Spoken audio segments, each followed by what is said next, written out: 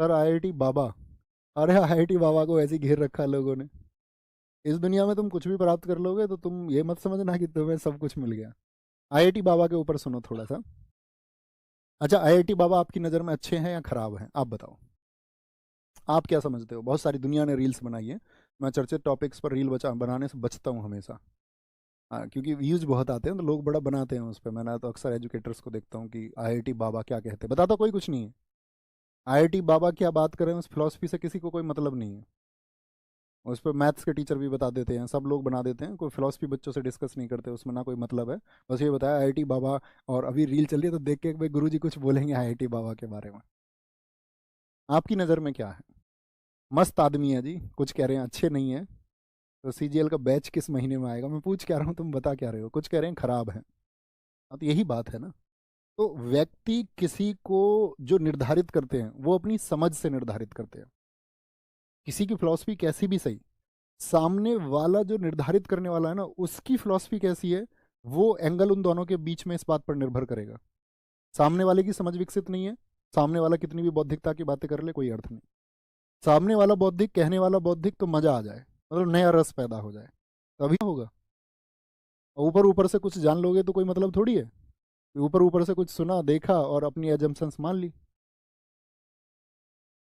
जैसे मान के चलो ओशो पे बड़ा डिस्कशन होता है देश में। ओशो जब कभी भी साइंस पे बोले तो खराब ही बोले। अब कोई मानने को तैयार नहीं, क्योंकि ओशो के पक्ष में एक बड़ा वर्ग है। ओशो बहुत तार्किक आदमी है, नो डाउट। लेकिन ओशो एक बार विज्ञान पे बोल रहे थे तो उन्होंने इलेक्ट्रॉन का चार्ज पॉजिटिव बता दिया और सारी व्याख्या उस तरह से कर दी, सकारात्मक रूप से। और न्यूट्रॉन का एक नेगेटिव चार्ज बता दिया और उसकी व्याख्या उस तरह से करके सारी कर दी। तो परफेक्शन तो किसी के अंदर नहीं है, कोई व्यक्ति किसी एक क्षेत्र से में, जैसे आपका जाति व्यवस्था पर जब ओशो बोलते हैं, या जब ओशो की बात किसी धार्मिक स्थिति के बारे में होती है तो वो बहुत सटीक हैं और उनके तर्क बेमिसाल हैं। No one can defeat him.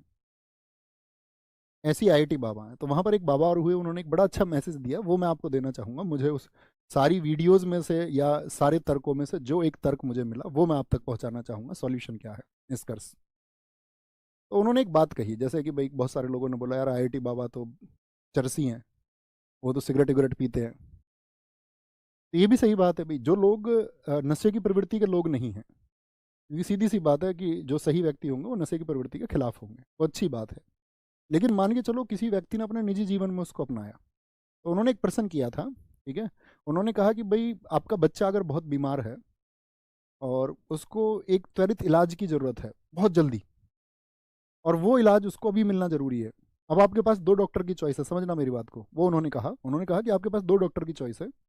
एक चॉइस तो ये है कि एक डॉक्टर ऐसा है जो शराब पीता है और सिगरेट भी पीता है, लेकिन उसका जो सर्जरी का सक्सेस रेट है वो 100% है, यानी 100% इलाज करेगा और ठीक करेगा।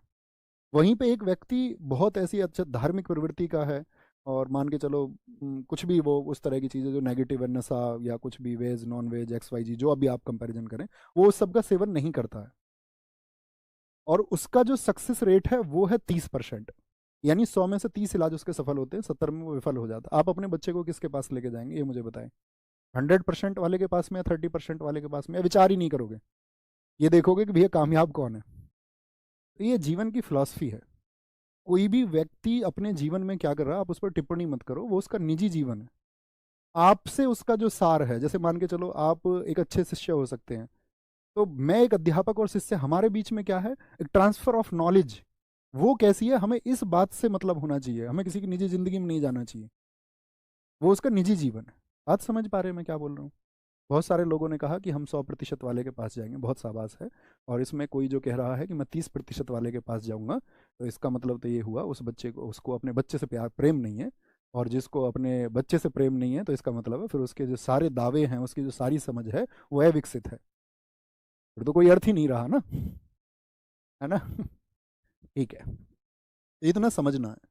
वो किसी भी व्यक्ति का निजी जीवन, आपको ये देखना चाहिए ट्रांसफर